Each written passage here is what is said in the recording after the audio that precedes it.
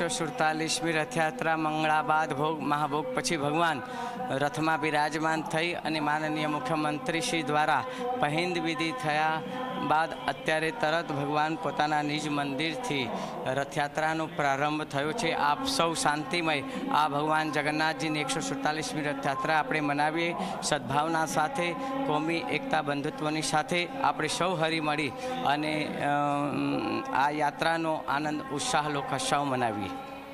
લોકોને શું સંદેશો આપશો આજના દિવસ? શાંતિમય ભગવાન જગન્નાથજીની આ રથયાત્રા પરિપૂર્ણ પાડવામાં આપ સૌનો સહયોગ મળે અને કોઈ પણ અનિશ્ચય બનાવ નહીં, કોઈ એવા જૂના તૂટા ફૂકેલા મકાનો પર આપણે જર્જરિત મકાનોને પણ સાચવી અને આપણને જ્યાં જગ્યા મળે ત્યાંથી દર્શન કરીને ધક્કા મુક્કી ના થાય, કોઈ શાંતિ ભંગ ના થાય એનું આપણે સૌ વિશેષમાં ધ્યાન રાખીએ।